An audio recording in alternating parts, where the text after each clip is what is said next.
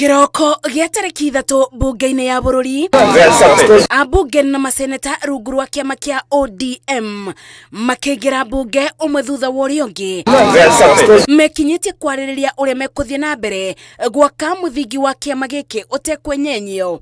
Mũcemanio-inĩ ũyũ atongoria aya makĩiguithanĩria maũndũ matiganĩte marĩa nĩ bamwe na kwamũkĩra riboti ya maũndũ 10 marĩa mabotete gũkinyanĩria rungu rwa thirikari nyandandũku. The report of the 10-point agenda on, is it on 10th?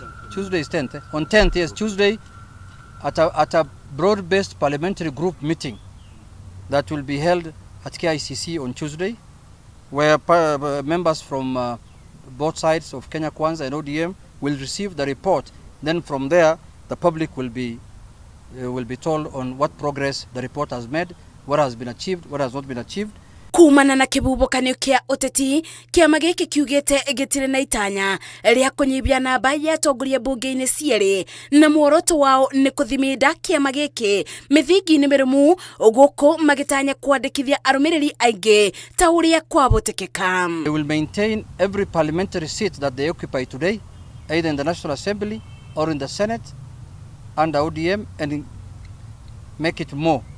We want to increase our numbers in the next general election. Obo mũcemanio ũyũ nĩ wĩiguithanĩirie atĩ kũgerera mũtongoria wa ODM Oburu Oginga nĩ gũkwanjia mĩario na ciama iria ingĩ iria irĩ na meciria ma ũkũria ta ũrĩa kanjũ ya ithurano yatuĩte. Parliamentary group meeting also endorsed the decision of the NEC to give mandate to our party leader to start the process of negotiation with other parties, with like-minded parties, starting with the UDA party.